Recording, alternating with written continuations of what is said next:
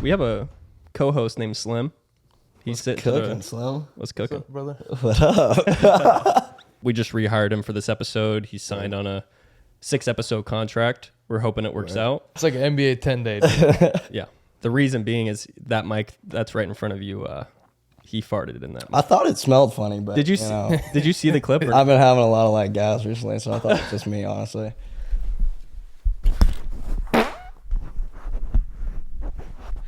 What the I have some specific questions to ask you right off the bat. Yeah.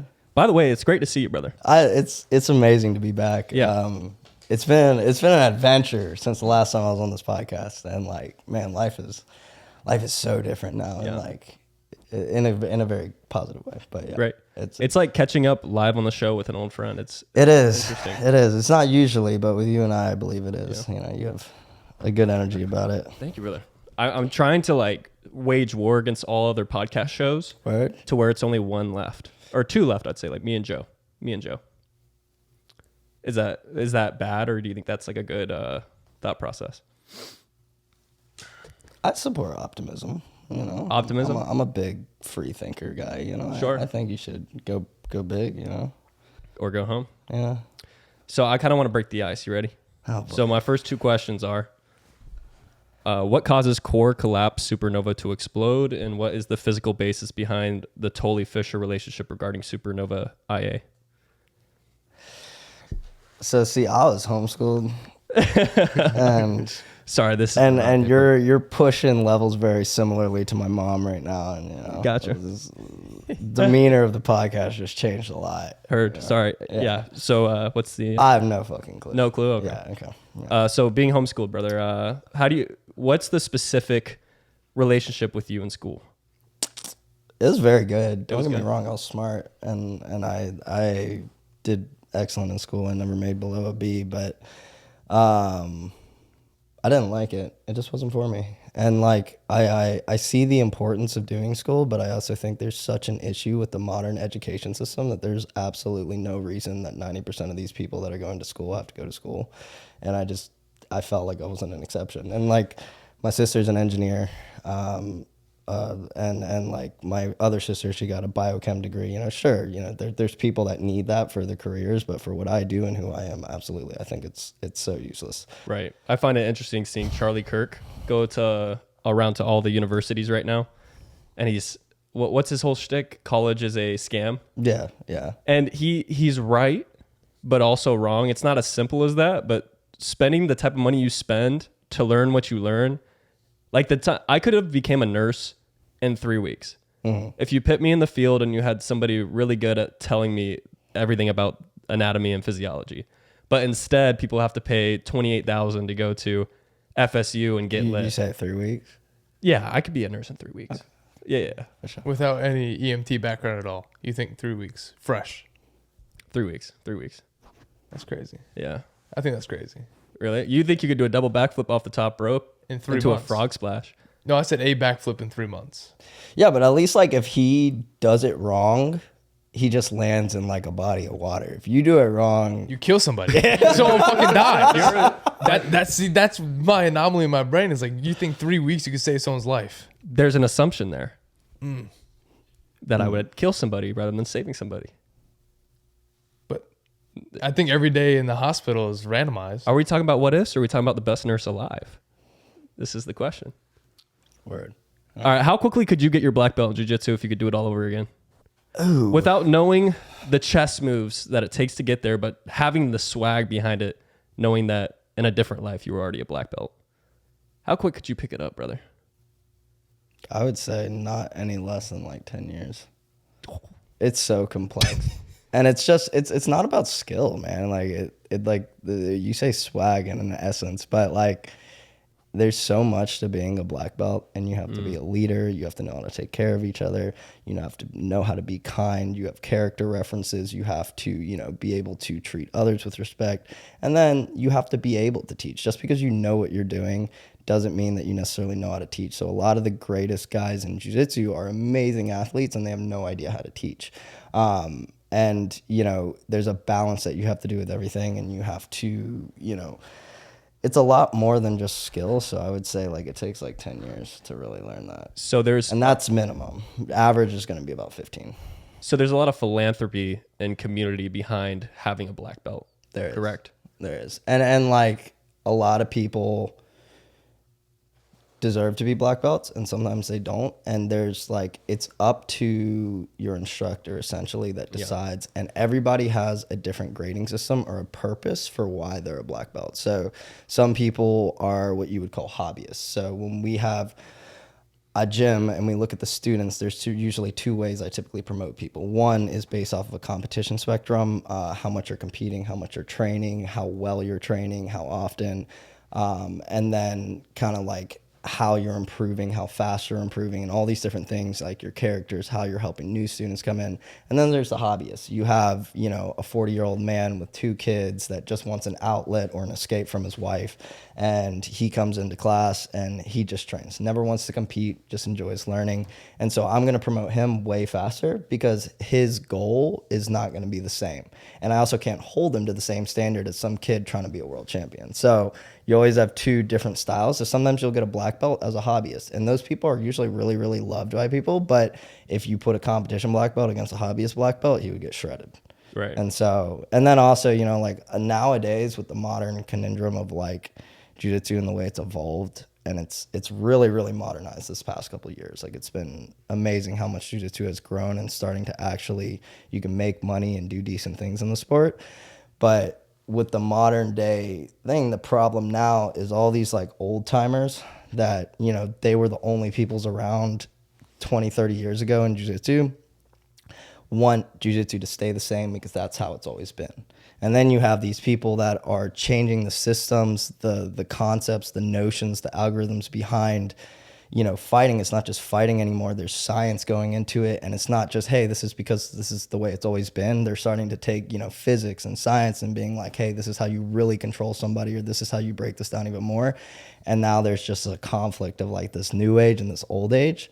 And quite frankly, though, like as a leader, if you're going to, your job as an instructor is to bring people in off the street with no idea what they're doing. And I am going to train you and mold you into somebody that fully comprehends and understands not just jiu-jitsu, but how to break somebody down, how to control, dominate, submit another opponent, which takes a lot. To when you think about the algorithm behind controlling a human being, there's so much behind it. And that's what people don't understand. And so like if you as a leader has a kid in front of you and you're responsible, and oftentimes you have the opportunity to change somebody's life, because a lot of people that come in to come train jiu-jitsu are not in a good place. They don't do it because they're happy and they're fulfilled. They're doing it because they have nowhere to go. Sometimes they need an outlet, they have anger, whatever. They need something to get off their chest. And so when you take that kid and you say, hey, this is the way we've always done it and we're going to do it this way, and it's not a good way. A lot of times it's just throwing kids to the wolves and saying, oh, as a man, you'll figure it out and you'll come out. And if you don't, it's not for you. And that's not true. There's ways to teach. And you know, with the new age system, it's much more about really molding a full body person rather than just like, you know, just taking stuff off the street. And, you know, there's a lot of conflict with that nowadays. You see a lot of conflict of interest with these new age black belts who are very, very young to be black belts, and these old age black belts that have been 40 years as a black belt, you know, and they're just as traditional and OG as it comes. Yeah. And yeah, it's an interesting thing to kind of watch nowadays. That's a weird consequence in like every profession or hobby, where the old heads always pick a fight with the new age. Kind of like, the Michael Jordan and LeBron James debate. Like Michael Jordan's first year, they added like 6 teams to the NBA. So everybody was washed. Michael Jordan's amazing. I love Michael Jordan. But the game now is so much different and everybody's so much better. Michael Jordan can't go left. Old heads always try to gatekeep. I'll never take away from what you accomplished at your time, but like you look at the era of brands, for example, and like every major brand in the world is rebranding right now because what was relevant 20 years ago is not relevant anymore. I'm a creative director as a work thing, and so I help companies kind of be modernly relevant, aesthetic, and conforming to how the world is changing. I follow the trends and I follow everything, and I kind of help companies build and mold something so it's more relevant. And like, you see so many of these companies that are just falling off the face. You know, they get one comment on their brands, and then they come in and they're like, what do we need to do to fix it? And you tell them, hey, you got to conform to this, you got to be like this, and you got to do this. And they're like, I'm not doing that. And then they're like, yeah, it's going to cost this. I'm not paying that. And then I'm like, well, then there's your issue, you know? And so it's the same way in jiu-jitsu. It's the same way in anything. You know, you give it 20 years and it's going to get better, and you either kind of go with the flow or you get swallowed by it, I guess. I like this phrase is we stand on the shoulders of giants. So the ones that become you or come before you are so important. But it doesn't mean, like, you can pay your respect to them, but it's just always weird how they try to gatekeep and not let people stand on the shoulders of the giants. Yeah. Like, Michael Jordan had to do what he did to catapult the league to where it is at now. People don't like change, man. I think change is a great thing. It's scary, but I think change is amazing. Everything good in my life has always come from change. I collect change. I have like a jar. I bet you do. You remind me of like one of those guys that when he goes through one of those toll things in Florida, you know, you can go do the e-pass or the exact change, and you would have the exact change. I want to get rid of my change if I have too much. You give me that energy. Yeah, I have a little thing in my car, quarters, nickels, dimes, and pennies. I bet you do. No. How you doing over there, Slim? Actually, so hey, I got a question for you, man. So you said jiu-jitsu's growing. Mm-hmm. So how much would you say the growth of jiu-jitsu, how much would you credit to the growth of martial arts being televised, like Bellator, UFC, The One, stuff like that? Like, have you seen a spike ever since, you know, those have really skyrocketed? And kids just want to fight people.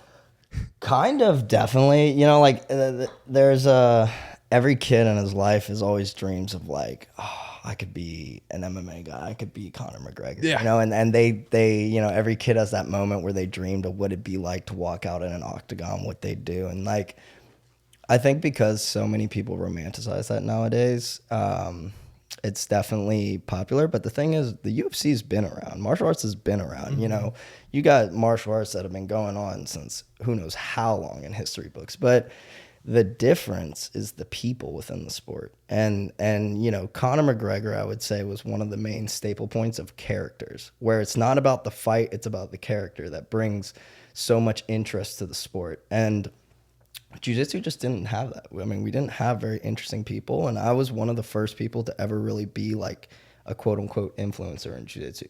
And I put a personality behind the sport. And in return, I found that my audience was not with people that had already been doing the sport. Obviously, I have people that support me that do the sport and, you know, have been doing the sport, but it's with people that have no idea what they're doing, but they think it sounds cool. And so then with jiu-jitsu, the more it got popular, and you know, there's been great people in here, and you see Gordon Ryan as the first main character guy of jiu-jitsu. And then, you know, people just started blossoming. They started doing content for the first time ever. You know, jiu-jitsu guys have podcasts. They have brand sponsorships, you know, that aren't just limited to the people that are the best in the world. You got other influencers. You know, I have a buddy, Kevon, who owns a great gym in New Jersey, Bodega Jiu-Jitsu. He started doing it. Great character, great mindset. And he just creates positive air about that. And putting the spotlight on these people rather than the people that have been black belts for 40 years because they were born into the Gracie family and all these things, you know, there's these new kids on the block, and bro, people love them. And, you know, you take the B team, for example, they're a great team out of Austin, Texas, one of the top teams in the world right now. And, you know, people love that character reference to jiu-jitsu, and they like putting a personality behind the sport. And MMA has had so many good people recently with the sport. You know, you have John Jones, you have, you know, Conor McGregor, you have all these Oliveira, like these cool ass dudes, and people are following the sport because they like the people. They find it through the sport, and then they end up staying for the people. And jiu-jitsu for the first time has that ability. And would you agree that mixed martial arts will forever be bigger than any other individual martial art, just due to the reason of anything goes? I don't really what know, is your honestly. master class? I don't know statistics on that, and like it would depend on the martial boxing. Insanely True. huge, insanely big. It's easy to payoffs. understand. Yeah, jiu-jitsu is not easy to understand. And you know, the UFC, you know, insanely big, and it's just been growing. And it's like, I don't really know the numbers and statistics, and I know, you know, people are big fans of racing, people are big fans of soccer and football, but I would say martial arts is always going to be one of the top. I don't know if it is the top, but I would genuinely say, I just think it's way more interesting. I can't speak for everybody, but I would much rather see somebody get their shit beat in than watch a ball get shot through a hoop. I've just never been a crazy big sports guy because I don't know. I just think it's so much cooler to fight. I just genuinely yeah. That. And I said this a long time ago. It's technically the rawest version of sport. Like, it's just you and one other guy. Yeah. No team involved. And then also, it's like you could die. You could die. I know. It's kind of fascinating. Isn't it? Yeah. And it's always interesting, like, going into, I always tell my students when they go to compete, and they're like, a lot of times they're very nervous for their first time. And I just explain it like this. I'm like, I don't mean this in a negative way, but it's either you kill him or he kills you. So you choose which one you want it to be and make the most out of it. Go have fun. But just remember, like, you're not holding anything back here. Like, if you don't rip his head off, he will rip yours off. And I don't think you really want that. There's dudes watching this podcast and they just let out a hell yeah. It's a primal instinct. You face off with a man and you're like, am I going to beat your ass or are you going to beat my ass? And whoever wins, I can technically say I'm the alpha. Hell yeah. That's, you know, it's, you know, yeah. Sure. Sure. So when you look at me, do I look lethal?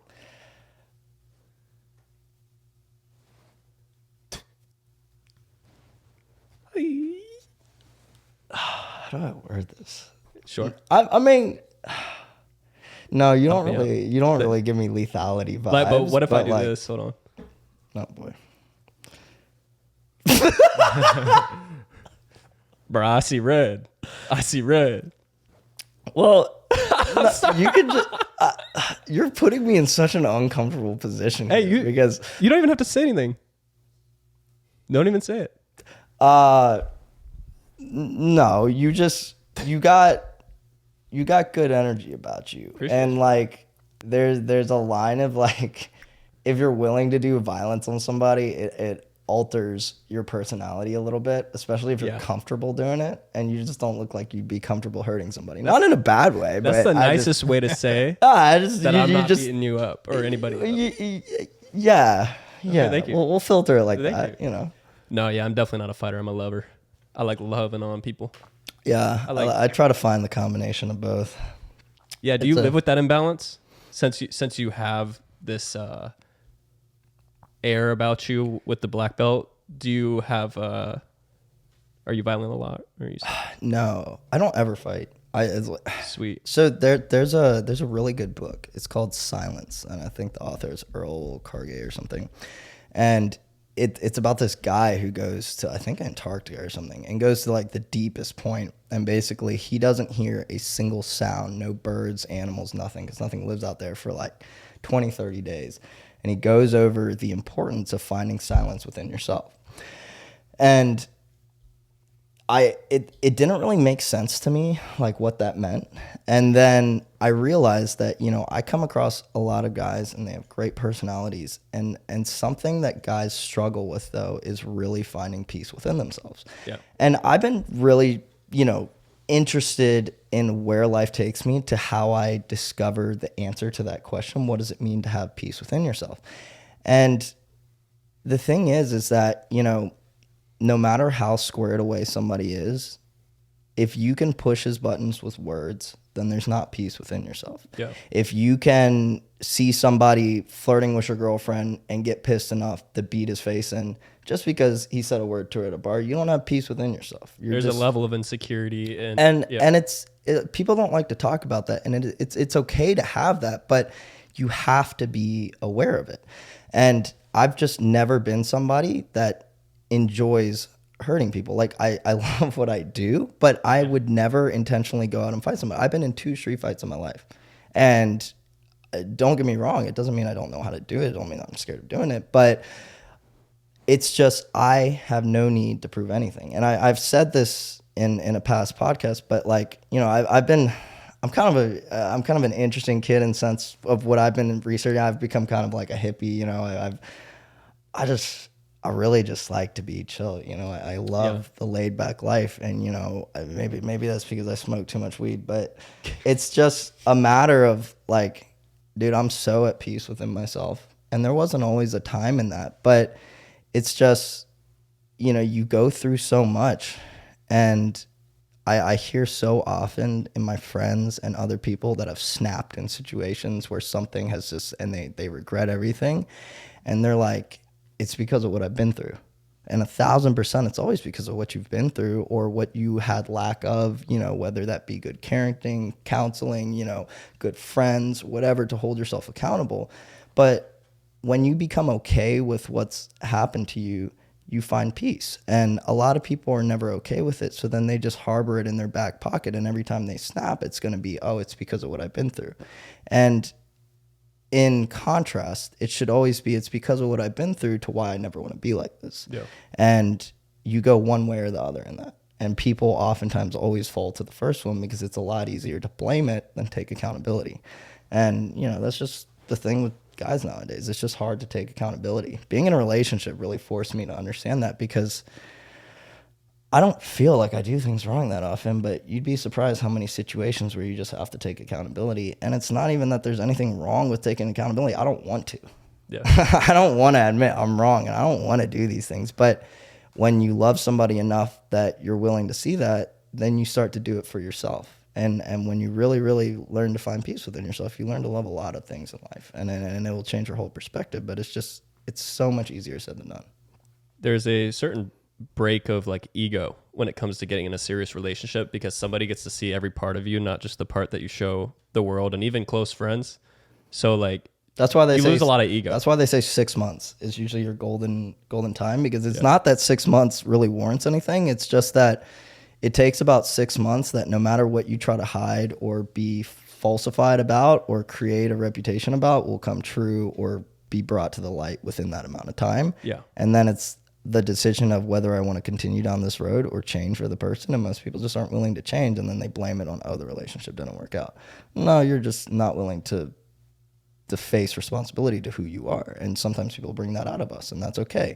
And when people are okay with us being not who we are, they see that we're not being who we are, and they're okay with that, then you're just inciting me to, again, I snap out. It's just who I was, because you never held me accountable for doing that in the first place. So I'm never going to hold myself accountable to do the same.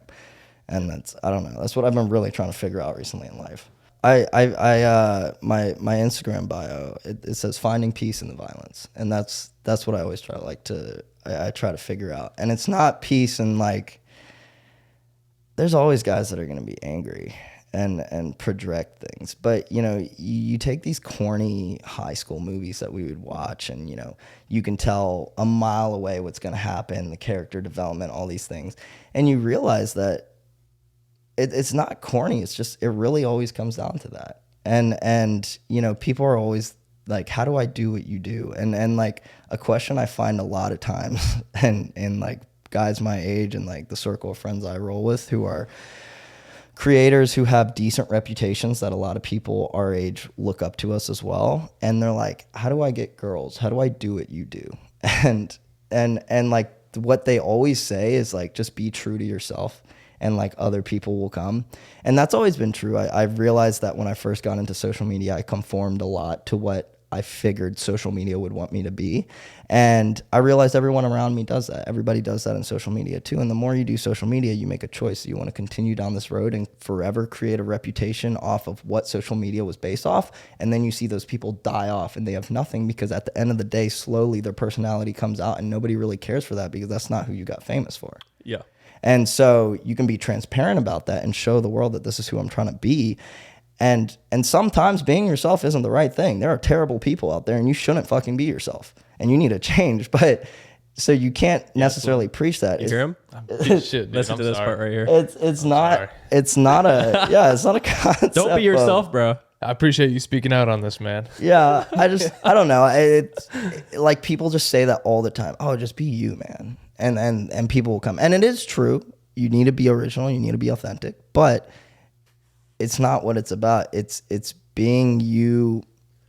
It's just being transparent. And, you know, like I've recently been trying to figure out what I want to do with my social media, because I'm at a point where I've been famous for a minute and I've been popular. I've been through the ringer. I've gotten great brand deals. I've done a lot of cool things, met a lot of great people. So what do you want now? And I just want to give value. I want to give insight into people's life, and I want to offer something back to show that. And I just think that it's so common to be completely lost, because it's like, who am I? That's the question everybody asks at a young age. Who am I? And it's like, it's okay to not figure that out, but just be honest with yourself. Be a good person. Be kind in every way that you can, and the rest will follow. But you have to be honest with who you are. And people just, they build the wannabe life on a shitty foundation, and then it just turns out that they were shitty people all along. Yeah. And the dilemma about being who you are, it's like a lot of people listen to their emotions and their feelings all the time, rather than having the discipline to choose something they don't want to do, if that makes sense. Mm-hmm. Like, sure, I have emotions or feelings where I want to do something that's net bad for me, but you got to like take a step back and be like, that's not who I am. And let your yeses be yeses, let your no's be no's, and don't deviate. Don't deviate.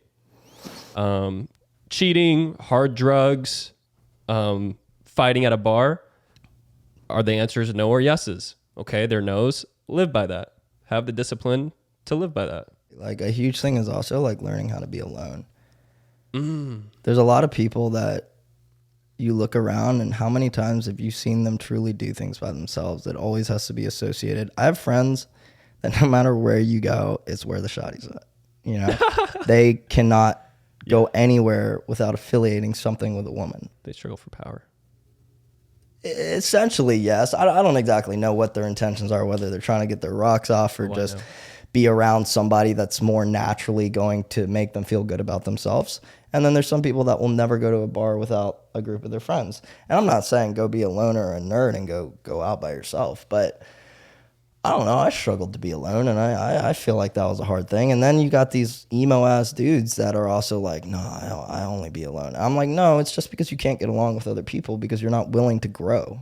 And so, like, being alone also means, like, just because you're alone doesn't mean you're doing things right either. You know, like, people are quick to say, like, I'm a lone wolf because people out there just went, no, people are great. People are amazing. There's some great people out in the world. But you just choose to be in a set of the world, or you choose to be a personality that certain people aren't going to like, or you're always going to create issues and conflicts with whenever you're around people. And instead of saying, oh, maybe my personality is the issue, I'm not saying you should change it for other people, but if you're just being a shitty person, or you get drunk and you get really egotistical, start yelling at people and people don't like that, that doesn't mean you should go be alone, because then you're just going to be a drunk asshole by yourself. Go fix that first. You know, people need to learn how to be alone. And that's, again, the same thing as finding peace within yourself. Yeah. Yeah. You taking notes, Slim? I'm taking all the notes, man. Good. You're helping him out a lot. I really appreciate you. I'm growing. I feel like a Pokemon. I'm just leveling up, just sitting here. Heck yeah. You a Pokemon guy? No. Okay. Is that because I'm Asian? Whoa. So I wasn't ready, but this was on the paper, brother. No, I was like, all my friends are huge into the Pokemon era. I was never really into it. Gotcha. I like anime, but, you know. So I've got a funny question for you. So Let's run it. I heard you say you were Asian out there. Right hand up. I fully thought you were Italian when you first walked in here. I get those. So I had a couple Italian questions to ask you, because I was like, you know, Italian American Day is coming up. I already said happy Italian American Day to Brant last episode. Thank you. Word. But so I am very like, was Asian food a big part of your life growing up? Oh, absolutely. So right hand up again. I hate Asian food. Okay. The only thing I like is crab rangoon. I'm very white. That's the only Asian food. Yeah. Okay.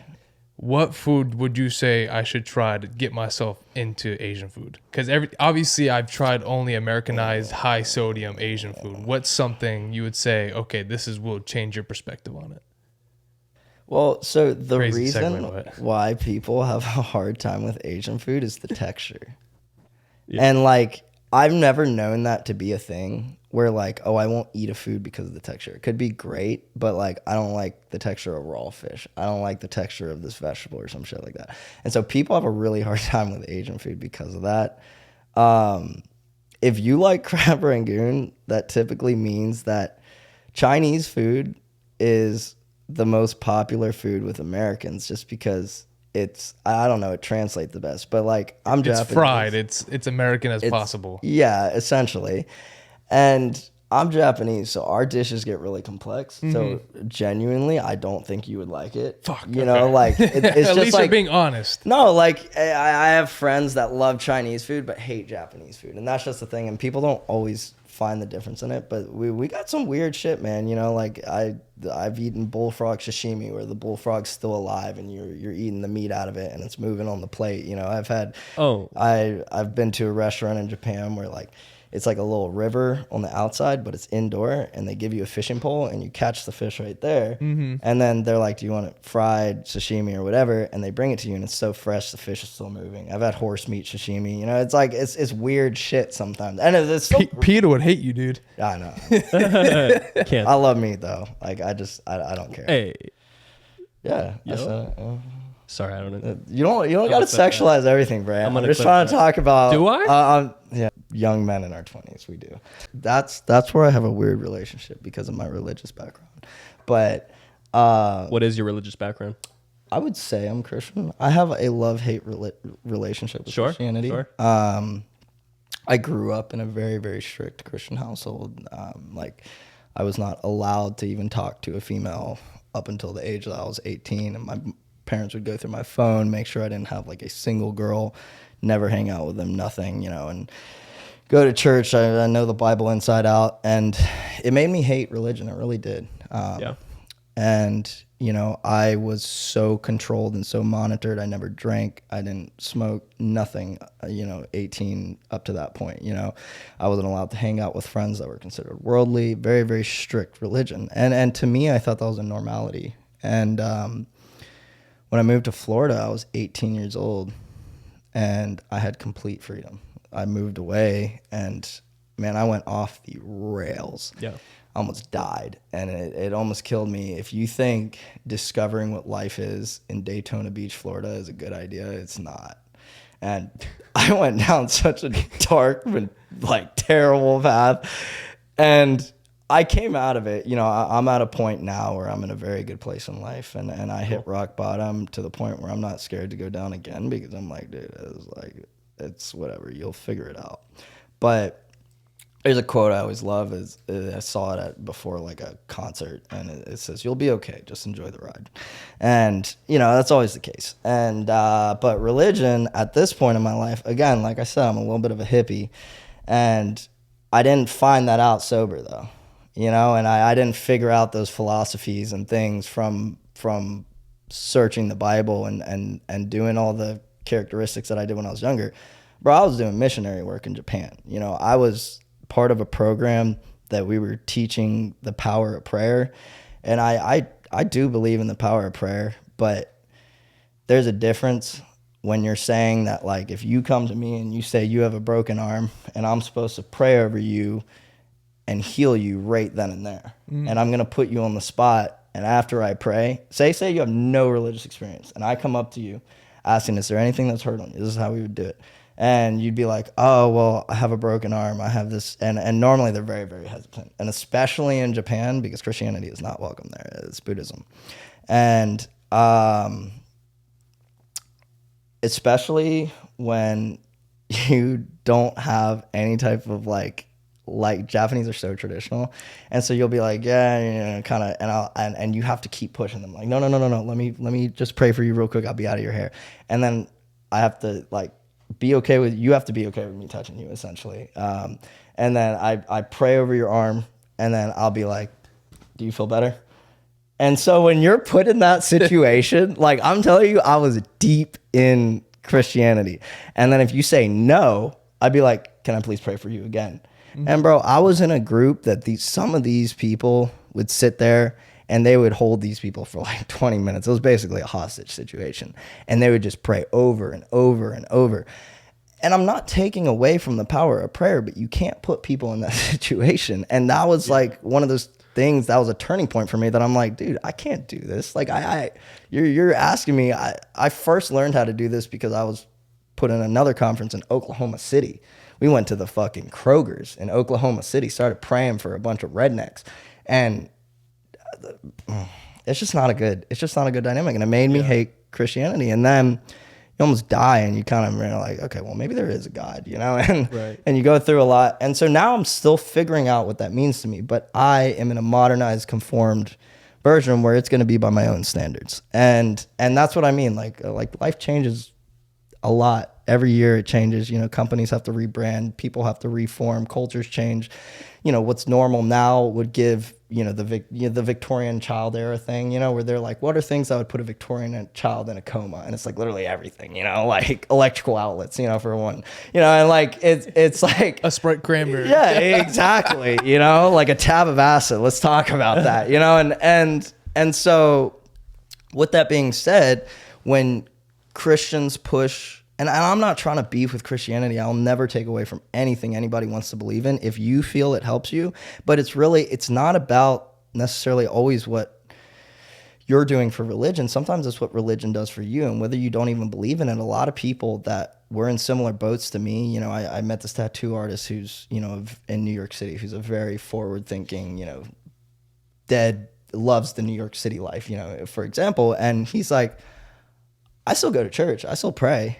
Because it's just a peace of mind, you know? And it's like everybody has a different level to what they believe. Everybody has a different religion, but like you can't force a religion on anybody's throat, and it's never going to end well. And, you know, also Christianity was formed in a place where it was okay to stone a woman if you disagreed with them. And we're not in that era anymore. And so you can't say that the same things that applied then are going to apply now. No, you got to conform and you got to change. And what God means to me and what religion means to me, I'm still figuring it out. And I don't necessarily always, I feel guilty doing that because my parents have such a love for God, and I know there's such a culture out there, and I know there's other religions. But like I said, I'm a little bit of a free world thinker now, and it's changed me a lot. And like to heavy Christians, that's like the worst thing you could be. But to me at this point, I'm like, you weren't really there for me though when I was figuring stuff out. And like, I like the Bible. I think it's super, super philosophical. Like there's so many good lessons in there. You go through Hebrews, great lessons on life. 1 Corinthians, great lessons. And you don't have to believe to know that. You just read it and it's good staple points, you know?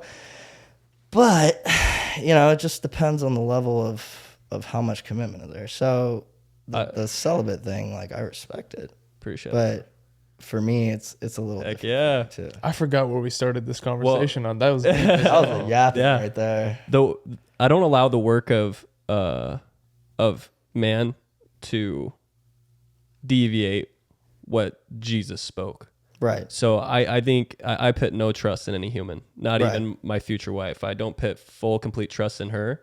I will nurture and protect her, but the only trust and alliance I have with is the book that I've read, where I found complete and constant truth throughout.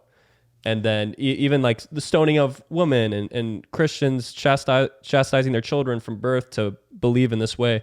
That's the work of men. Yeah, and that was a huge thing in the Bible that, you know, Jesus came around to try to explain, was that like, this isn't my intention for you, you know, and you know, like, it's hard to speak on that because I know it's sensitive for a lot of people.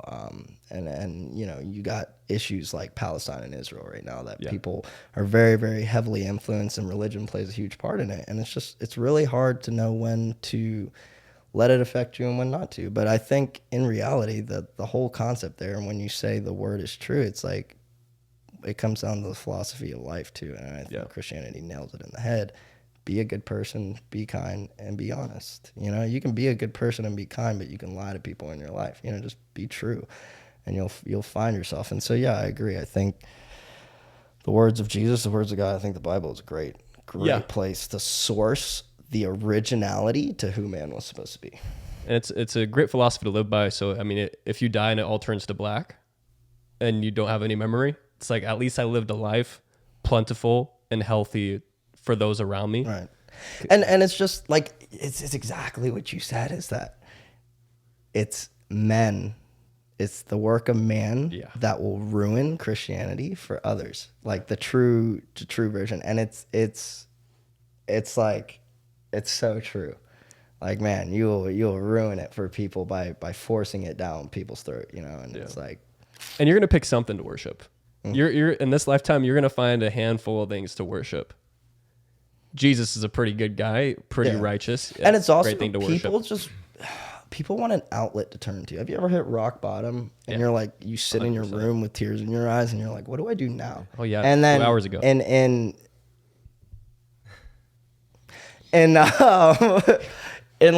in that sense, usually the question is also like, who's there for me? And you're not thinking of your friends. You're thinking of like, is there a greater power? Because this would be a great time. That's when usually people pray for the first time. I don't know what they're doing, but they pray for the first time. And it's like, I'm stuck right now. And so, you know, people just want something to turn to and they want a greater power. And that's what I'm still trying to figure out. It's very fascinating to me, you know? Yeah. I have a question. Have you like encountered God already? Like, have you felt his presence before? I think so. Yeah. I think so. Especially as like, and it's hard because like, have you ever made yourself extremely sad? Like you've been fine and you start thinking about one thing and you go down a rabbit hole and you start thinking and you just get yourself sadder and sadder and sadder and sadder. And then you put yourself almost in a different state of mind. And so sometimes like I had a lot of experiences. I was baptized because of my experiences where I believed that I felt God's presence and his effect and change in my life. But at the same time, what was your question again? So like, have you experienced like like the presence, and I would believe so, but sometimes it's also because you're put in a room with 20 people surrounding you, and they're like, find it, you know, and they're all around you, and you start to cry, and they're like, yeah, it's okay, and you know they're pushing you. So sometimes I'm like, whoa, I don't know if that was really me, but there are certain times where I genuinely, you know, I've been through a lot in life, and I don't think that I would have made it out here if it wasn't for something that pushed me to say that, hey, if you just stick by this and you try, I promise you'll find your peace and you'll be a good person. And I have so many of my friends that have been in the same situations as me, and I don't feel that anything ever pushed them to show them that they could be greater or they could be better.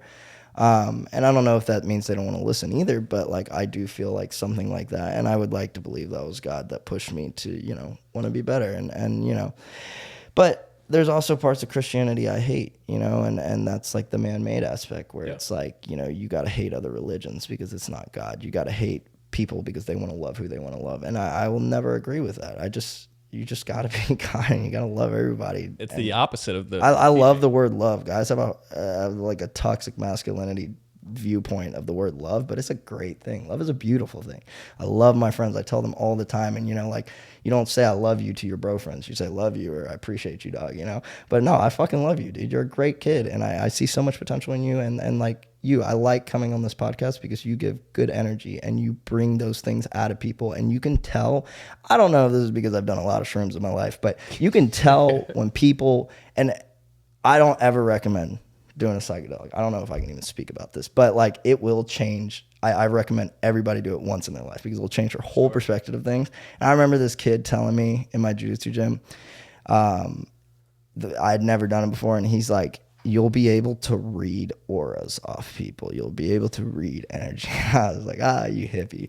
And now it's true, bro. I can go anywhere and I can tell I can tell when somebody's not going to be a good person. I can tell when there's something wrong with you, and everybody, like, I get suspicious of people that everybody loves without fault because I'm like, you have a fault, and like people love me, don't get me wrong, but I'm very, very transparent with my faults, and I'm transparent with my friends when I fuck up, and I talk to them and I speak to them about it. And always the thing is, it's like, I've never actually like talked like this with a friend, and I'm like, why not?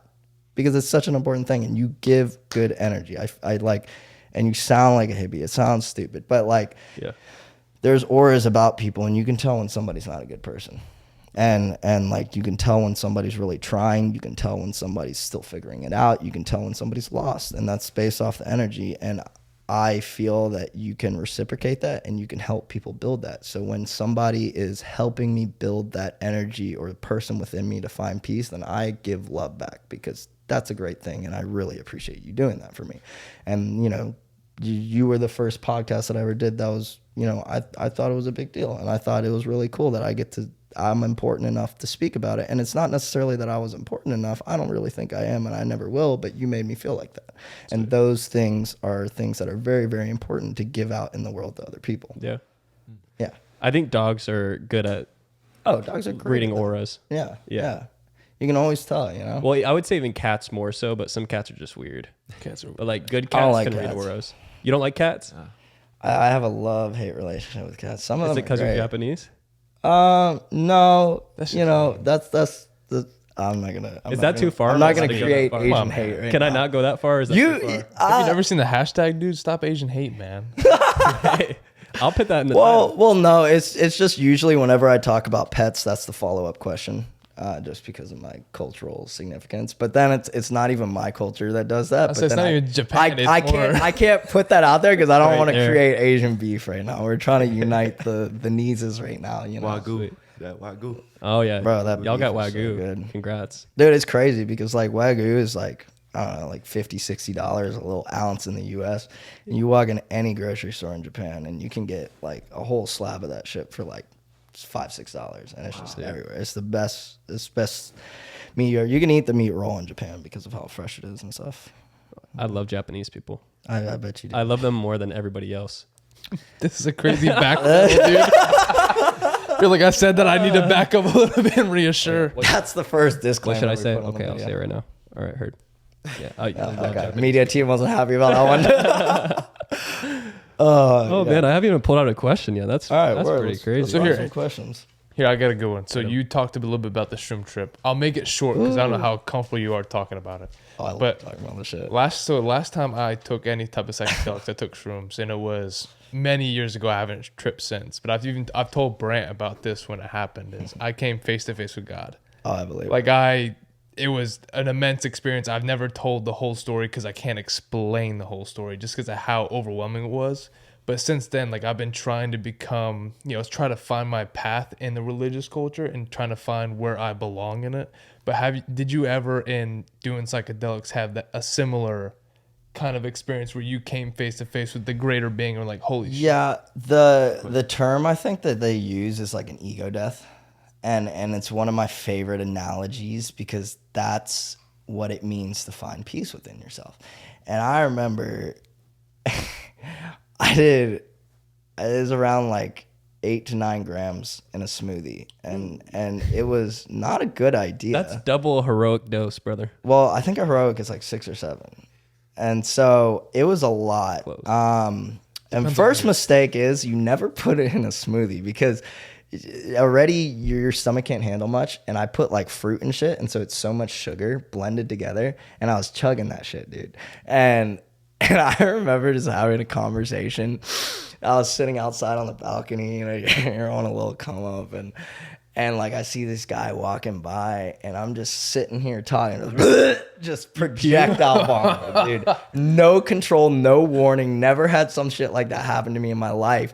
And bro, the fucking dude downstairs, I was on a second story. Dogs are going crazy trying to get to this throw up. I just projectile vomited. I'm trying to explain to this dude at the same time what's going on, and everybody's like freaking the fuck out. That was the start of a crazy journey for me. But yeah, it's what you would call an ego death. That's why I have this tattoo on my hand, and it's 2 skeletons basically stabbing each other. And it's the quote is in Portuguese, and it says essentially like to die within or dying within, and it's specifically about an ego death because I think it's one of the most important journeys a man can have. That's why I recommend it. You go into a second perspective, a second world, and you see yourself. And then the problem with fixing yourself is that if you tell me something's wrong with me, a lot of times I don't want to hear it because I don't feel you're in a good enough place to tell me how to live my life. You could be the worst person in the world, but that doesn't mean your advice to me isn't true. But my brain can't comprehend the respect to hear what you have to say. So when the person that's speaking to you becomes yourself, you have to listen, and you don't get a choice either. You're stuck in that thing. One of the biggest things is some people have bad trips and they go down a bad hole. Mm-hmm. And I always just tell my friends like, hey, just ride it out. You'll be all right. You got to let it go though. And like another thing that's really popular is like ketamine therapy. like ketamine assisted I've heard therapy. about that. And I work with a clinic that's done it. I've done it a couple times. It's just out of curiosity. I like to try anything once. I'm just very curious on like how life works. And that's where they put you under, like specifically, and you get no control over yourself. And so shrooms, you can control it a little bit more. But like that's one of those things where like the ego thing that happened was like crazy, because you're like sitting there sobbing, crying, you're going in and out of consciousness, and you can't figure out which world you're in. You're in an outside world and an inside world, outside world, inside world. But you come out of it and you learn a lot about yourself, and you see things and feel things, and you come out of it and you get a choice to change it.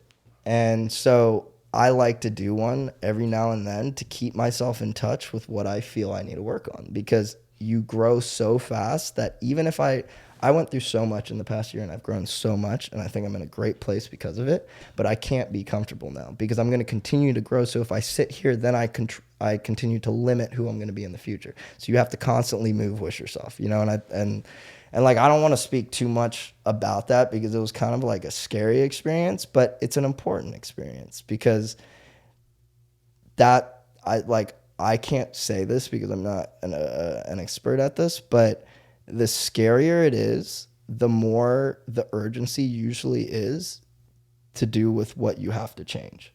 And so people who do ketamine assisted therapy, I used to work at that clinic. And I would see clients come in all the time, and they were in the worst shape of their life. And you would hear them in these rooms literally just screaming and having a meltdown because they were facing the one thing they have buried the deepest possible place. And you hear people's stories. People have been through some shit. Life is cruel. Don't get me wrong. And so like the harder people have with trips usually means the more they need to fix.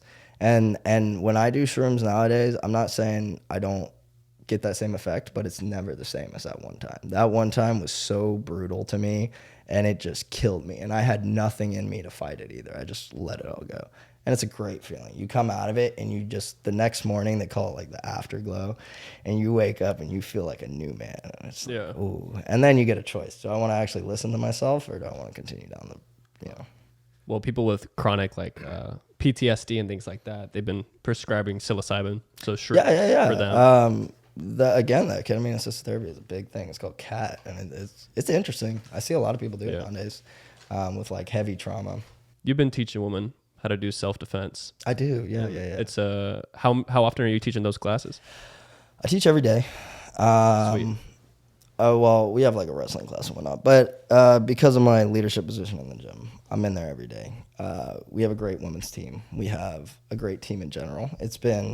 We just came up on a year of being open, so it's been a beautiful journey. And yeah, I teach a lot of different people, and I pride myself in creating a gym and an environment that's very comfortable and safe for women in a sport and in a place where a lot of women aren't made feel comfortable. And, you know, the large majority of Jiu-Jitsu gyms are mostly guys. And so it's very hard for women to come in and feel comfortable. And so I pride myself in creating a team that's very, very welcoming. We have some amazing women on our team that have been there for years, and it's very rare for a gym to have that. So I take pride in the fact that we do.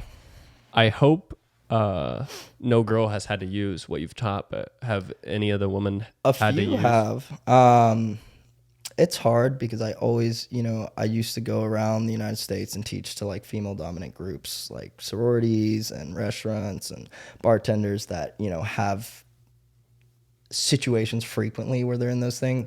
And I've had a lot of women reach out to me afterwards saying, you know, that they got to use this or that. And it's hard because, one, a lot of women bring stories to me, and that's not something I like. Yeah. I'll always listen, don't get me wrong, but that shit will break my heart. I'm just, you know, it is crazy what some people have been through. Like I said, life is insanely cruel.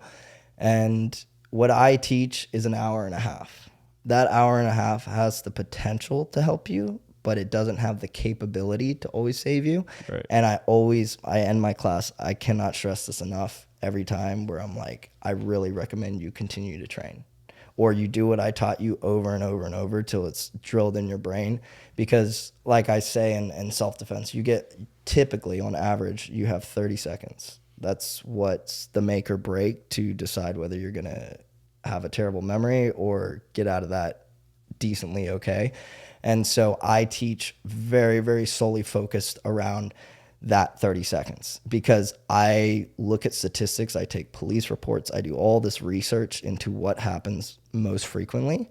And the problem with so many self-defense classes is they teach women that they have the capability to protect themselves way past that 30 seconds. I'm going to, teach you and like, I'm not saying that you shouldn't. And like, if you train jiu-jitsu, you will learn all that shit.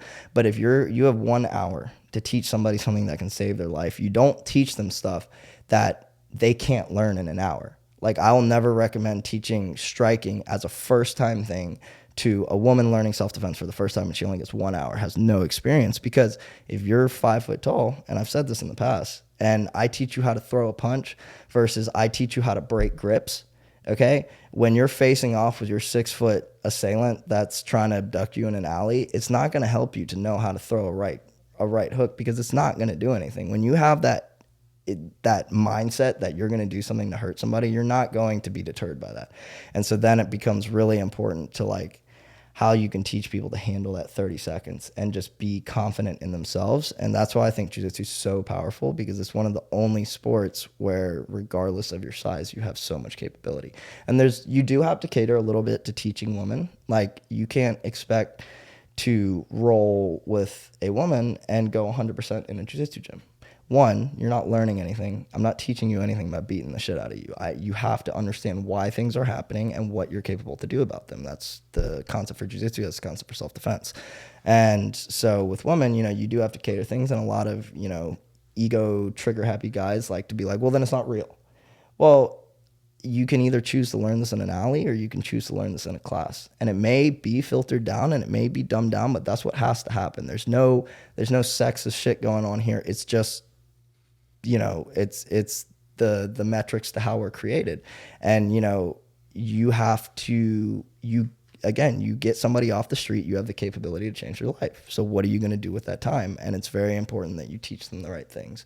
And I think it is so toxic for people to teach self-defense seminars with batons or how to take guns out of people's hands, how to take knives out of people's hands. And I think it is so incredibly toxic to teach, especially women that have no idea what they're doing, that they're capable to dismantle a gun from an attacker. Because you reach for that gun, you're going to get shot in the head. I'm sorry. Yeah. And so you either learn how to run or you learn something else, but I teach things that are proven and tried through physics and are relevant to what you do, because I refuse to teach anything that will end up hurting people more. And it's dangerous because you're given the capability to teach somebody something. So if you teach it wrong, that could also end terribly. But I've had very good feedback on what I teach. So, my results speak for themselves. I like that you're looking at the statistics and not being afraid of Yeah, the sexist you'd be side of things. surprised Like, if I'm you looking go at in the police stats. reports, local police reports, and you look at like domestic abuse, sexual assault. A lot of the case studies are almost exactly the same. And there's an algorithm that you follow that a large majority of the things that happen, the way they go down, the areas they go down, the times they go down, and the situations are very, very similar. And so I teach off of that statistic, and I teach the moves that are most commonly done to women. The most common one's going to be your rape choke, just the hands around the neck. And so you teach that. You teach things that are based off of statistics, Well, let's help the woman in the audience right now, and men. If you get choked, if somebody goes for the rape choke, what's kind of the first thing you would teach them to do? You have to understand that with the rape choke, there's 2 areas that you'll get hit with. Typically, it's either going to be pushed against the wall or down on the ground. And when you're down on the ground, it's a little different. But you have to stay basically, you got to understand why it works first, okay? And it doesn't really work. When I see people in movies getting rape choked, I kind of laugh because it's like, it's the most illegal form of choking someone out. And you got to understand how somebody gets choked out. You got 2 carotid arteries. They supply blood flow to your brain, okay? You cut those arteries, close them, and you'll start to lose blood flow, right? And you lose that blood flow to your brain, you black out, you continue to lose it, you die. And so when you close your hands around somebody, and it's a difference of using one hand or... Go ahead.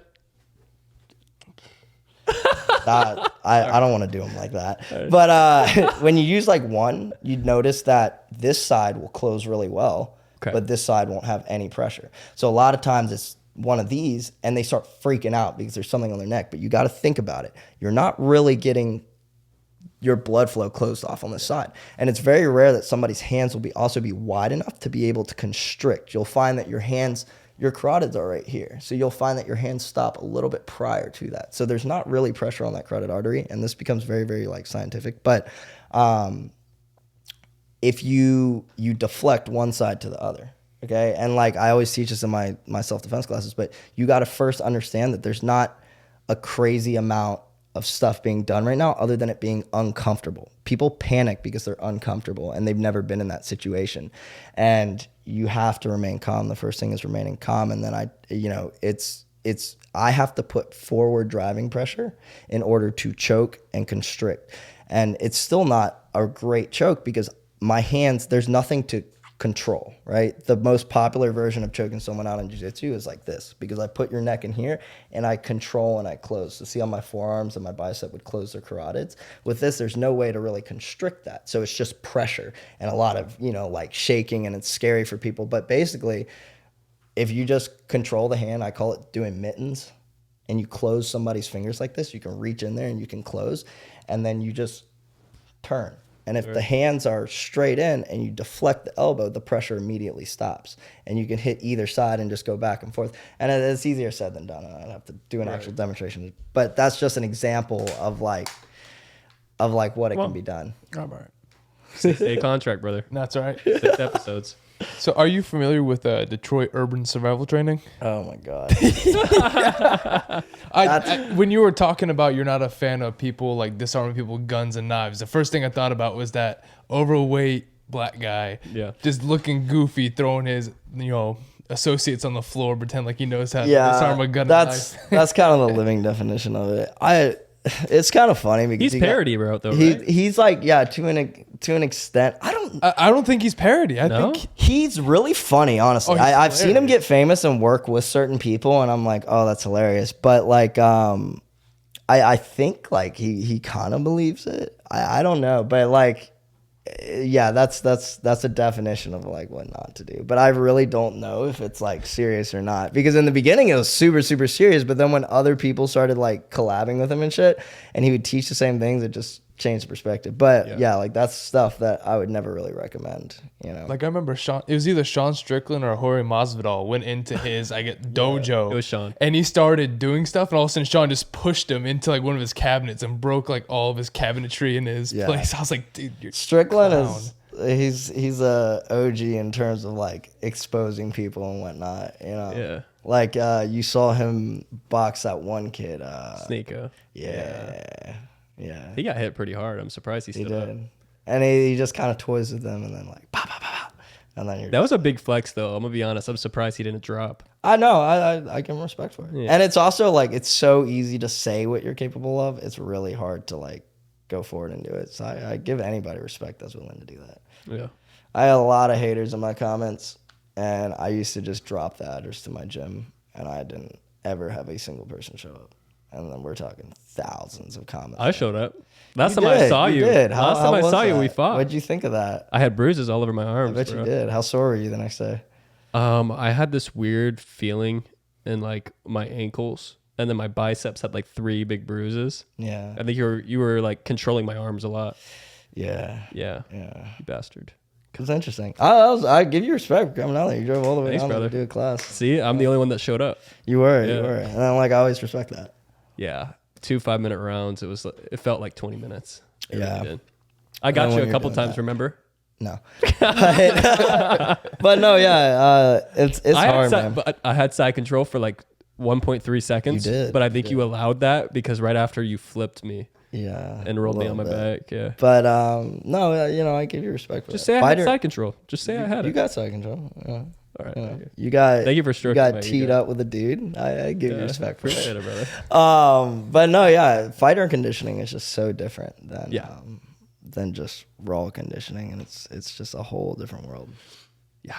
There's really levels to a lot of these things. There's levels of everything. Yeah. That's what I'm realizing. That's a big lesson. Like money, power, fame, fighting, anything. It's just crazy the difference that, you know. I played basketball a long time, and I have my friend Osei, who's in town. He plays for Michigan, and we did 1-on-1, and I just lost like 7 or 8 games in a row, and I've never been that embarrassed.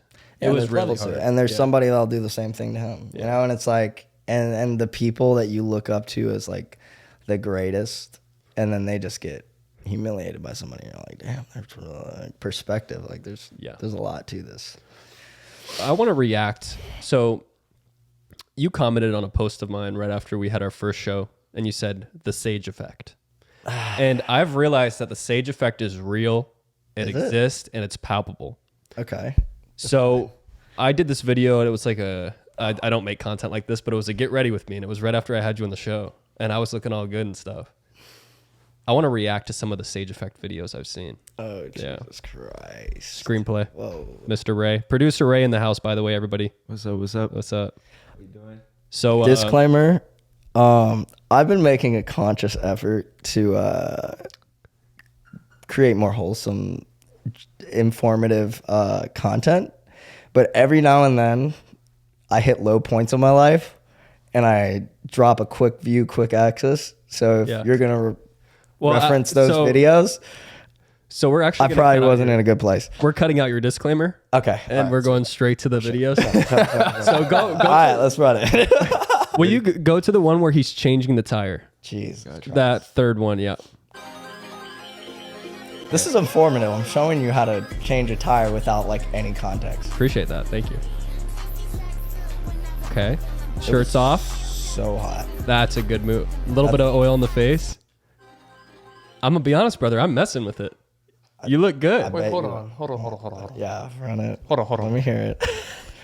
You had oil on your face. No, that was okay. Where'd you get First oil off, from changing a tire? That's not oil. But you got to realize I live in Florida. That was a 92, 93 degree day. I took that tire off, and that tire jack gave me so much fucking trouble, and my face is just pouring sweat. So when you're fucking with tires and you're constantly wiping your shit, okay, I promise I wasn't trying to do the little. Oh, He did the under the eyes. I know. He's like, this one's gonna bang. This one's gonna bang. Gonna hit, baby. How many likes does that have, Ray? How many? It has 10,000? 9,000. 9.3, yeah. Yeah, 9,000. That's just like a filler. Wait, hold on. How'd you? It says third flat tire this year. My mom also has 3 flat tires this year. That car got shit suspension. I ain't gonna lie. I see. Yeah, you don't. That's why you don't drive Jeeps. What I like about this is that the purpose was informative. I like that you're teaching people how to change I the wasn't tire. teaching shit. Let's be real. Come on. You look great, bro. I'm fully transparent in what I do with this shit. Man, I used to be bad. You should never let me in front of a TikTok I camera. like these videos. Do these videos, dude. I'm not saying don't do them. We're just reacting. I'm trying to do more like day-to-day life shit. Dude, and so I justified that as that. It's a great video. But I pay a lot of money for my tattoos, you know? Yeah. I like my tattoos to be hit them with the next sage effect. Dude, just you the next favorited one over. these? These are fucked. You can't favorite these. You gotta scroll. Damn, this one popped off. Did it? Yeah. I thought about buzzing my hair. I'm not gonna lie, this summer. Buzzing? And everybody told me to grow my hair back. Well, this is the video where you took your mullet off, right? Yeah. How much credit do you give to the mullet? I love the mullet, dog. But there's a song that I reference as like a character reference. It's called Ghetto Cowboys. And it was a lot of business front, party back, but you know, like when you change that lifestyle, you gotta change your hair accordingly. I've done a lot of similar haircuts, but different. I love the mullet. It was trashy, and I fucking loved it.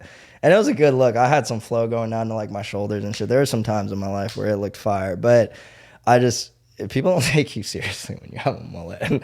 Yeah. And like, I didn't have anything going for me, so it didn't matter. But when I started really like building relationships with like important people, there's something about it. Like, it's not that I'm trying to change for you, but it's like, I care to present a certain reputation because I'm worth something. And when you pitch yourself as a piece of shit, you know, like it doesn't always sell it very well. It doesn't work well for And me I just, either. I don't know. I try to find the fine-tuned balance of like, I'll live whatever the fucking way I want, but I'm going to try to be a good person. I'm going to try to make my reputation fathomable. I can't believe you favorited these. Yeah, sorry. See, that's unfair. I like the cut on the chin in this one. This is why I specifically pulled it up. I think the cut gives you a feel of like Yeah, break it down. uneasiness, Yeah. right? It's almost like this guy might hurt my feelings, but I'm fine with that. So that's why I picked this one. Next one, please, Ray. And real quick, back to like your looks and stuff. Like what, like any movies or music has inspired you like to look the way you do today? You know what I mean? Like your style. Add Attack on Titan. Aaron Yeager. Oh, Aaron Yeager was. I got a tattoo from Attack on Titan on my hand, but don't play that one.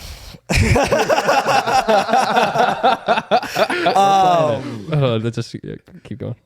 What are we talking about here? Sure. No, not really. I take inspiration. There's a quote I love: "Great artists steal."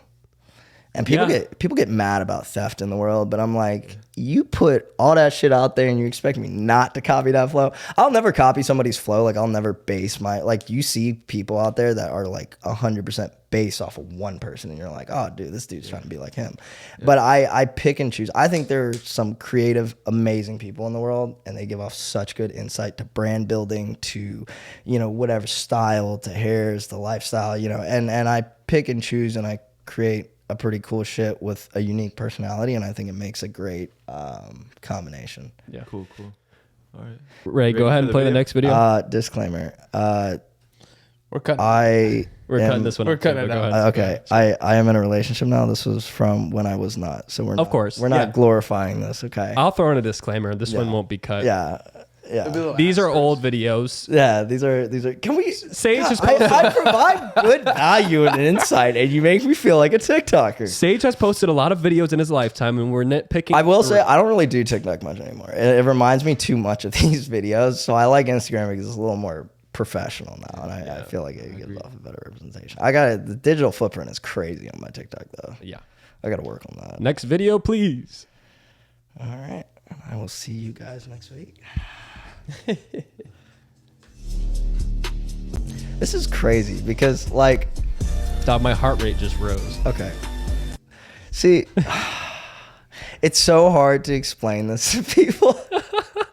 Don't even explain it. I do because I say just like, own it. Don't even. I like looking at this shit because I'm like, damn, what a character development. I've come so far. I used to make pictures like or videos like this in my bedroom, and now, you know, now I'm doing great things. Well, that has 500,000 views. Let's throw that in there. Wait, what? That has 500,000 views. Wow. I think it's at 500K. It's interesting too because I've realized that people watch my shit on repeat because I'll have 20,000 likes and then I'll have like 2.3 million views, right. and I'm like, I'm like, oh, you guys were like playing this in the background type shit. But prospectively, it's interesting because I can make videos like this and then we'll go viral, but I'm really trying not to because I really want to provide insight. And that's why like I went through so much shit on social media and I disappeared for like a year because it was right about the time that I did that podcast with you that I was at the peak of I've been through so much, but I haven't learned anything from it. I was just kind of at rock bottom. And like, in a way, I had a really cool life during this period of my life, but I was in such a bad place mentally and I was so unhappy with who I was that I felt like it was a lie. Like I couldn't honestly present myself like this and have people, you know, react like this. And then, you know, I didn't even have a place to live. I was living on somebody's couch. And so like when you do that, I stopped posting for a long time because I was like, I gotta fix my shit. And I fixed my shit. And I'm proud of where I am now, so I don't feel bad about anything I do because I'm like, that, but at a time where I was still worried about like getting famous or like growing constantly. Not even famous. I just don't like to decline. I always like to constantly see an uprise in content and views. And so it was easy to make shit like this. And every creator gets the value, but it's one of those things that you see now that like, why is every creator that was super popular during the rise of TikTok basically non-existent? Nobody knows what the fuck they're doing because they built an entire brand around what they looked like rather than what they do. And they had all the money and all the time and everything at their hands, and they did nothing about it but try to further their own image of selling a brand off their face. And at the end of the day, you can't do that. You have to give something back. I have an easier time selling shit because of the way I look. I will admit it. And it's 100% a factor. I talk about this with my creator friends all the time. Like, it's not, it will come across egotistical, but having a face that's can be viewed as more attractive will make it easier to sell things. It always will be, because there's a difference. There's levels to everything, you know? And you may feel you look a certain way and you see someone like Charles Leclerc and you're like, damn, that's a sexy ass man, you know? And like, there's levels to it all. And I don't know. I didn't like this, but it was easy. I like it. I miss it. It was always funny, man. Well, this is what was hot then too. I mean, it was, and there, you know, I'm just following trends. Like, there's millions of people that have done these trends, but I don't know. It's just, I'm not my proudest moment, but it's part of my character development, so I accept it. Yo, I do have a question about speaking about character development and stuff. It's basically like, what about you has changed the most after receiving this level of fame? I mean, just look at the numbers. You actually tip at restaurants now? I do. I remember one time I went to a restaurant, and it was the only time I've ever tipped like that. And this waitress was such a shit person. Dude, I was so fucking mad. And I tipped her $1. And my coach, dude, he found out about that, lit into me, and like tore me apart for it, and was like, don't you ever fucking do that. And then I learned the value of that. So I always take care of my service workers. I think they're incredibly important. 20% or more. That's my rule for life. But unless it's takeout, I don't like 15% on takeout, man. I'm like, bro, you didn't do anything. But like, I still respect your hustle, but you didn't do shit other than transport that. I want to avoid the awkward look of as you flip it around, it hasn't processed through yet, and it's sitting on no tip. I'm like, I just want to avoid that. Yeah. Well, we're saving the companies back, because also now they don't have to pay them. If like the concept of what's your take, right? If you charge me over $7 for a cup of coffee, fuck you. Yeah. I don't care if you're not responsible. Fuck you. Hell yeah, brother. Bro, it's unbelievable. Hell yeah. I go out with I'm trying to be a good person, pay for my homies, and the bill comes out to $30 for 3. Fuck you.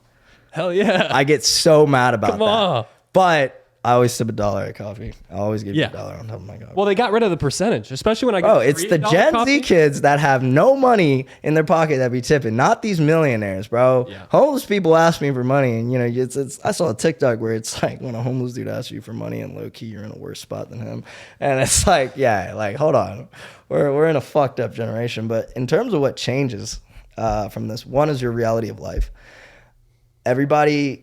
My friends love to fuck with. I have very, very normal friends. Like, I obviously have creative friends and whatnot, but I have very, very normal friends, and those are the people that are closest to me. My girlfriend and some of my friends out in Daytona, back in Memphis. And you have to change your reality of life. There are things that you can never go anywhere without being prepared that somebody will recognize you. And to me all the time. It's exhausting, bro. Well, yeah, and you don't think about that, but you go out in a bar and you go say some stupid shit, or you go say, you know, something, and like, especially with me specifically, anywhere I go, there is somebody that can relate to somebody who knows who I am or what I do, or has seen me on social media. And so that's eyes everywhere. And people don't realize how important or how much people look at you. I get recognized a lot, and I do a lot of meet and greets with, or not meet and greets, but I talk with people who like what I do.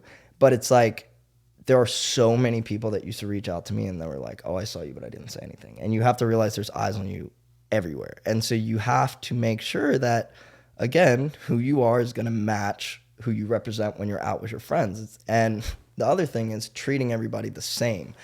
You get a choice of whether I'm going to filter you and treat you like a fan, or I'm going to treat you the same way I would treat any of my friends. And I try to maintain that level across the board, but sometimes like people don't realize too, like we're all human, and certain creators, man, they run with it and they think they're the shit. I'll never think that. And it's not like that. But like, if you treat somebody like, if you act like a fan, you will be treated like a fan, because it's just naturally, that's the algorithm, and people get so mad at that. But it's like, you know, it's like when you're running up to somebody and you're like, dude, I'm your biggest fucking fan. I'm not going to see you the same way as I see my friend who just chills with me. And also, like, I have to try to, you know, I don't know, not a ton changes, but like you have to realize there's a difference with everything you do now, the way you treat people, and you have to walk so carefully. And it's not necessarily like, some people are like, oh, don't filter yourself, be true to yourself. But there's no reason to bring up politics. There's no reason to, you know, talk about something that's super, super sensitive. You know, you have to know when to do that and when not to. I don't know. And it taught me how fragile social media is too. You could be the greatest person in the world, and one person feels differently, whether it's true or not, can ruin your life. And so don't go making enemies. You know, I know people that get shit-faced and go to bars and they make enemies everywhere. And it's like, when your life is reliant on something like that, don't give the people that control it the power to ruin it for you. And it's like really fragile. And like, this whole era of me was where I built millions of followers based off my face. And again, that's what I say, that these people die off because they didn't create anything of it.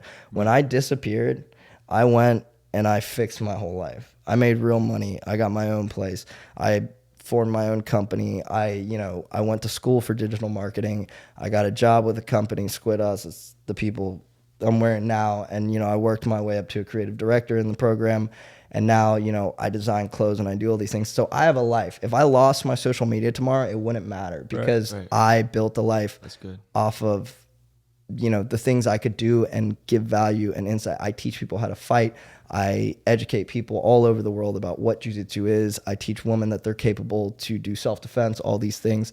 And like, that's creating value off of what you create. And that's what changes. That's good. You know, like the value that you can provide to other people. Have you ever seen someone get spladled or spladle somebody? Fuck is spladle? It might be more wrestling.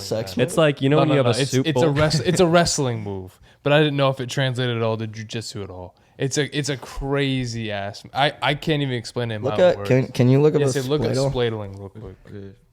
It's either gonna be like a banana split. SPLAD. That's not a word. D. Not T. What is it? Oh, D. D. D. D is in dog. Split. SPLAD. Spladle wrestling. Let's see it. Okay. It's probably a long ass video. You can mute it. Okay. We just want to see it. Okay, we're looking at spladle for the audio viewers. It's a really awkward. Okay, he's got his leg. Other kid. I don't know how to explain that. Sage, you'll do better. What's going on right there? I don't like where that guy's head's at. The guy in the gray is in on an inside single. So to counter it, the guy on the inside has to drive off that forward leg. So he's going to reach over and control that far leg to control the amount of forward driving to basically create a counterbalance, like a catamaran movement, to prevent his forward driving pressure by creating a pressure going in the opposite direction. So I'm trying to push one direction and somebody's pulling me the opposite direction. It's going to restrict the amount that I can push forward in that one direction. Fast forward. Oh, there we go. And then you roll. Okay. It's a really gosh. Yeah. So the spladle, damn, it's a really awkward move. I've I seen would that before. never it rarely let happens in somebody competition, but when it demonstrate does, it's that on me. Go look up. Why not? Look up truck roll, banana split, jiu-jitsu. It's a hell of an ice cream name. Truck roll, banana split. Wait. You want me to put like jiu-jitsu over here? No, that second one right there. Mr. Eddie Bravo himself. Fast forward. Very similar concept. It's a submission that you use to basically force somebody to do a full split. Very, very similar position. Not quite as vulnerable, just as disrespectful.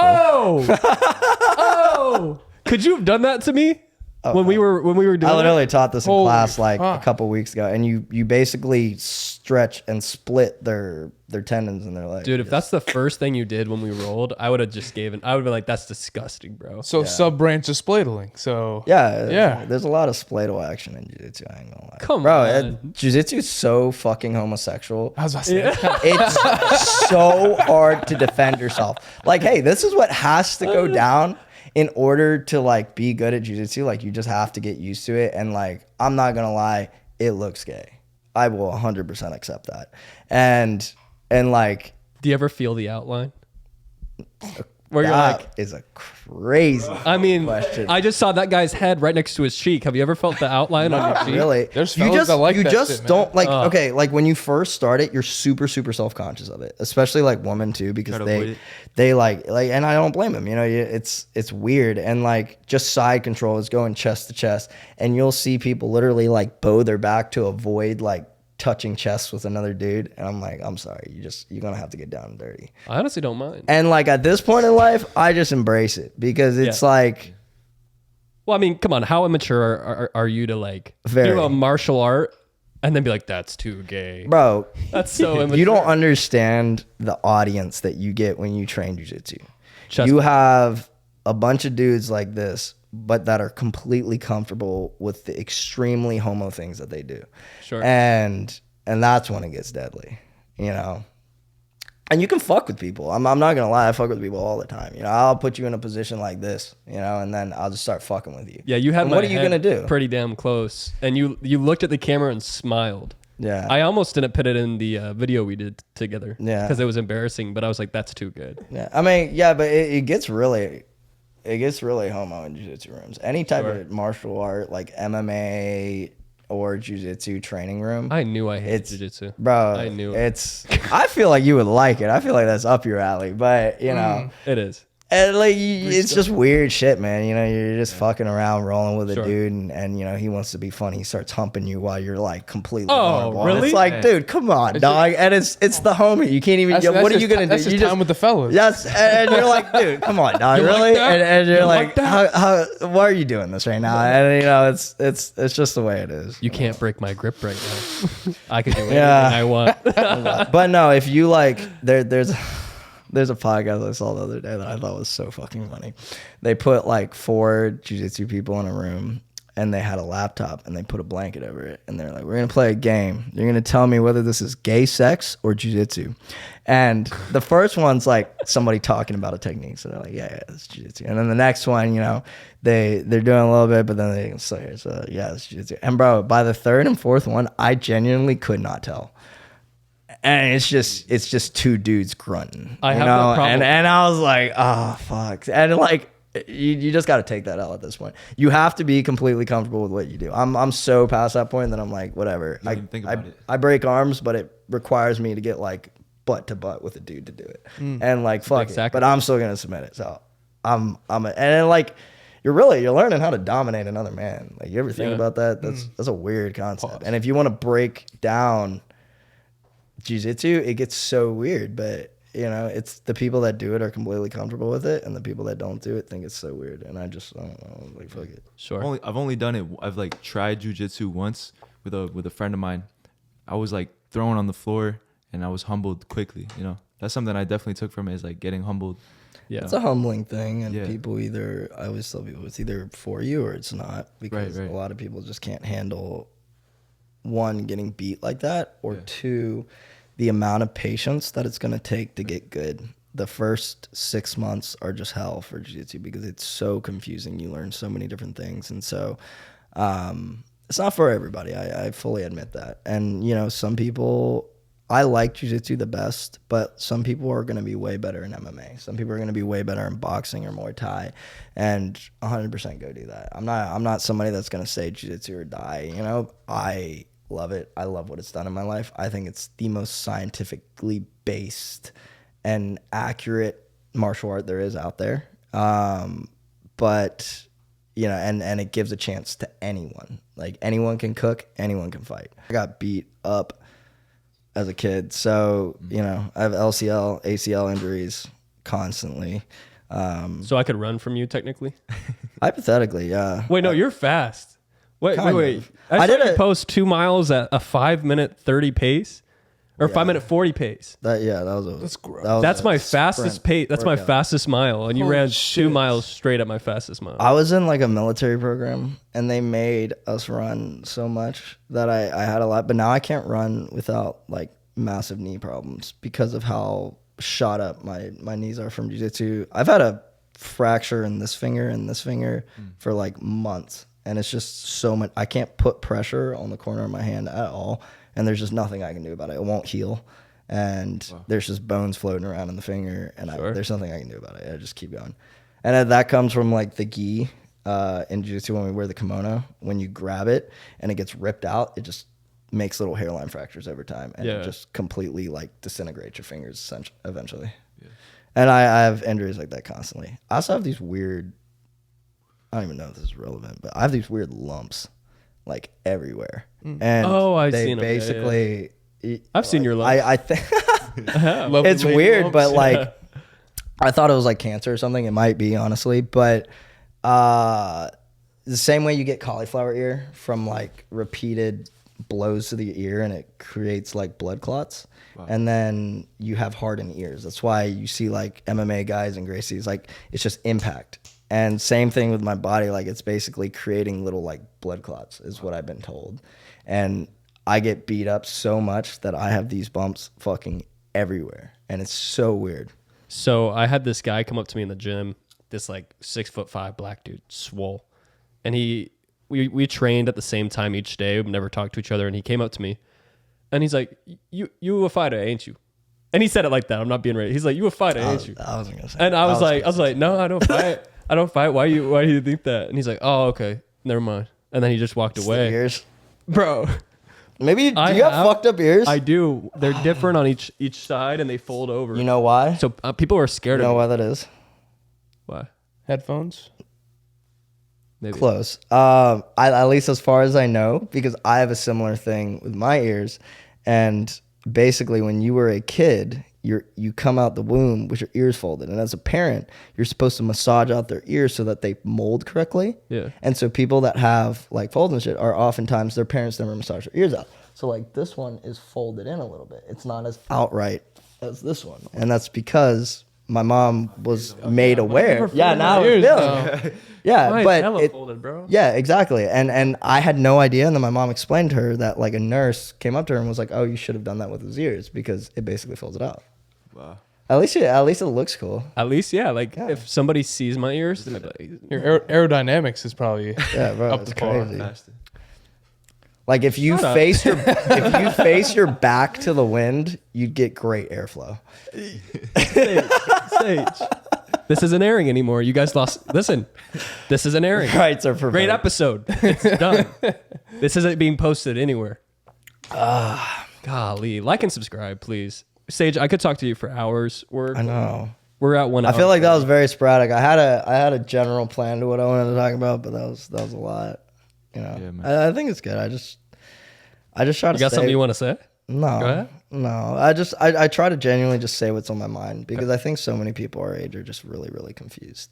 Yeah. And so I'm just like, hey, I'm confused too, but I'll figure it out. And this is what I made so far from figuring that out. So come with me, figure it out with me. This was a great show. No, I really appreciate you driving out here and continuing to come on the Wet Slap, brother. I hope we're old men. I know there's big changes coming for the Wet Slap. Cheers, so man. I'm excited to see that. I know Brant has some secret sauce coming up. Thank you, brother. You guys go and appreciate him for the time that he does out here. Low calorie secret. It's a good thing. You're doing good things in life, and Appreciate I you, brother. appreciate you spreading your time, both of you guys. Yeah, let's have. I would love to have some of your friends on that you've been hanging around. Yeah, I know. I have some great people in my circles. One big thing I've seen that's changed over this past year since I've had you on the show is who you surrounded yourself with, and it's been a lot of great guys I've seen on the internet who have a Basically, great mission, so. who I had around me at the last episode, nobody's around anymore, and that's for good reason, because you want to change your life, you got to look at your circle. It's not. I'm trying to avoid talking about it, so I think. No, and it's a sensitive subject, but at the same time, it's reality. Everybody knows that. You want to see who you are. Look at who you surround yourself by. Sure. And you'll have a living identity of who you are, and you gotta value the people around you, because they're the only people that are gonna hold you accountable. Yeah. And if they can't hold you accountable, or they push you to be a worse person, then you got to be honest with yourself. You got to find that peace, man. It's all about peace. Yeah, for sure. Peace, love, prosperity. Slim, you did a great job. Dude, Just good sitting in job. silence. Bro, Insight was crazy. Ray, producer Ray, I appreciate you. Producer Ray. The Is viewers this your at first home. time? Yes. Oh, sick. Well, we're Yeah. glad to have you, dude. Yeah, man. Super glad Pleasure. to have you. Pleasure talking with you, man. No, Ray, Always really good. appreciate you, brother. Yeah. Of course. Audience, guys, I love you guys. My slappers, make sure you come back in next week. Go follow Sage on all platforms if you haven't seen him. If you're a follower of Sage, that's cool too. All right. I appreciate you. Like and subscribe, because why not? And deuce. This is... That was great. Oh, yeah. Hey, I'm not going to miss you this time. Oh, yeah. Yeah. There you go. Oh, that was fucked. I forgot about that.